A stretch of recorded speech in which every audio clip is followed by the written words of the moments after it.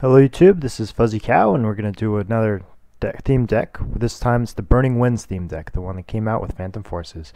Now the first card we're going to check out is Chansey. Chansey has 100 health, which makes it a pretty good attack, or pretty good blocker. Has Nap, which makes it prolong. It heals 30 each turn. But really one of its more powerful moves is Lucky Punch, which deals 100 damage if you have exactly 7 cards in your hand.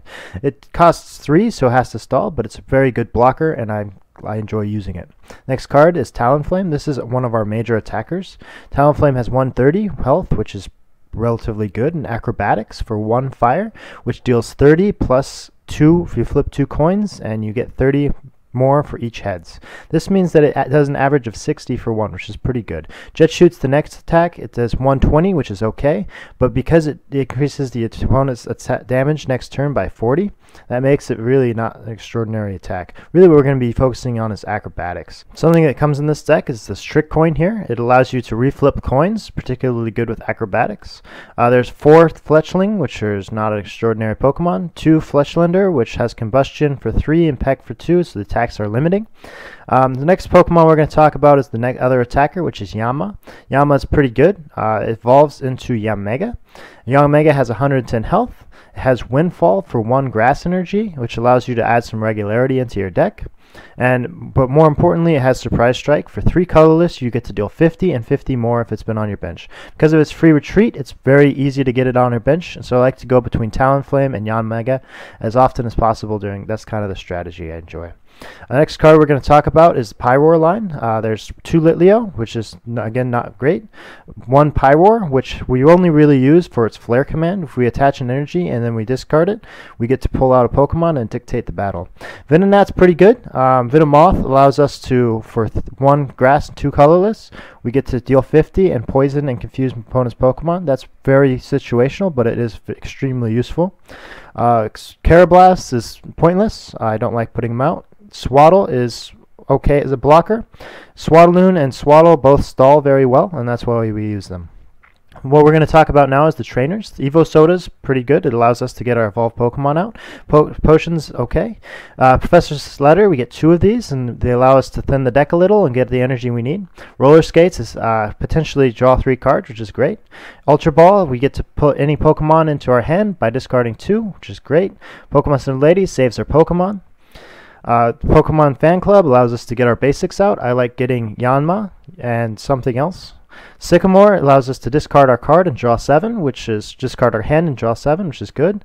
Shauna allows us to shuffle our hand and draw 5 cards, which again is good. Tierna is a draw card, so I like it. Trick Coin, as we mentioned, it allows you to reflip the attack, or reflip the coins from your attack. The only 2 that we have is Swadloon's Protect and Talonflame's Acrobatics. I like to attach it to Talonflame personally, but sometimes Swadloon could be useful. It comes with 10 fire and 8 grass, and that's the deck. What we're going to do now is we're going to get into a game. This game's between me, Fuzzycow, and my opponent, Ronsokhim.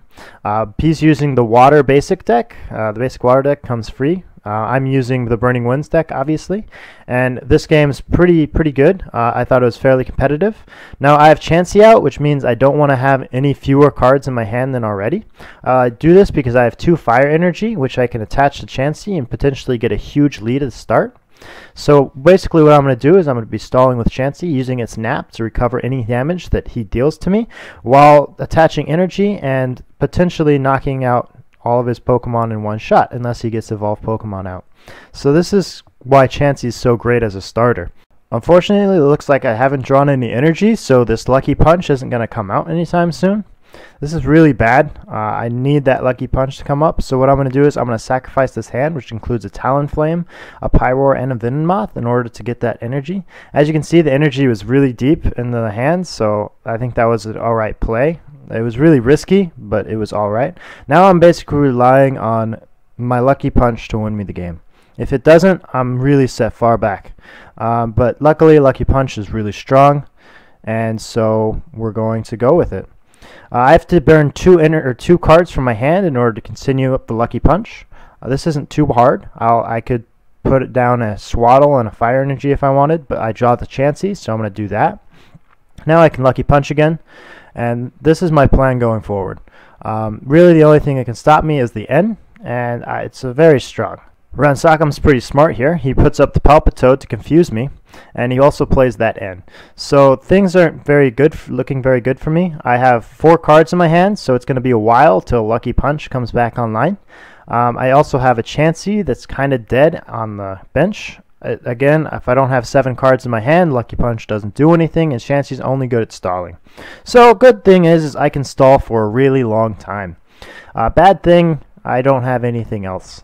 I already burned my Pyroar, I burned my Venomoth, so I'm in trouble, but I don't think I'm dead yet.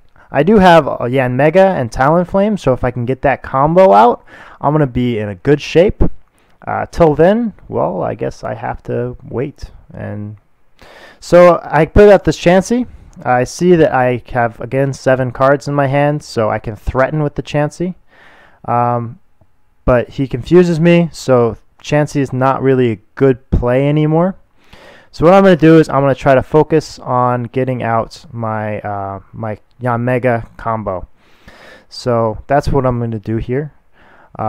It's fairly strong, but it does mean I have to stall, which means my opponent gets to do whatever he wants for the next little bit. I was pretty lucky in the ability to get out all of my parts. I did get the Yanmega out. I have a good idea on how to get the Talonflame. So now I just stall, and I did get the heads there on that nap, so I can stall for 1 extra turn against this Palpitoad. Seeing that, my opponent decides to do something pretty sneaky. He puts out the Lapras. I did not expect this, and Lapras' Water Arrow starts picking off Pokemon on the bench. Now he's going to be doing this for a couple turns while I wait to draw energy to get the Chansey out, or have the Chansey knock itself out due to its confusion. Both are really terrible plans, and it takes a while. So things are desperate for me again. I desperately need this Chansey to become either a threat or to be able to retreat. It's a great play by my opponent. I did not expect this, and it's very successful. So now we're tied in prizes. Chansey is almost able to retreat again, and if it can retreat, I think I could potentially win. The only thing I have left is this Talonflame. It's really the only main attacker that I have left, and the Chansey, but Chansey is going to be too much energy. There's a lot of problems with the Chansey. I do get this Pokemon Center Lady, which allows me some options, but without that 3rd energy, Chansey's not really a threat, and so I need Chansey to be up. I need that energy. That kind of sounds like it's half the game, me wishing for energy for the Chanseys. But that's the route, that's the strategy I decided to take at the start, so that's what I'm locked into at this point. Now my opponent does something pretty smart. He puts out the Samurott. With Samurott discarding my energy, I cannot get Chansey up. So Chansey is dead on the field.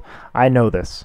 I have no real way of dealing with Samurott at this point, but I do have the Loudred on the bench. Now Loudred's attack, which I did not mention in the start, is he has an attack that does 30 plus 30 for each energy attached to my opponent. This means that I can one-shot Samurott if I get my Loudred up. With this Professor's Letter, I have most of the energy I need, which means the only thing I need to do now is stall. If I can get this Loudred up, then I can take the Samurott, and he'll be at one. He'll need to take 1 prize, and I will have the strongest Pokemon on the field. So it's kind of a trade-off. I'll still have hope, but I kind of am hoping that he doesn't pull anything. That's the plan. So I am able to get the Loudred out. Samurott goes down, and now it is me against what I'm thinking is this Palpitoad. Palpitoad would have been my choice, but that's because I don't know the blue deck as well as he does. Putting out the Lopunny is actually a very good plan in retrospect. So now we have this Lopunny. Lopunny goes down, and he's essentially just stalling.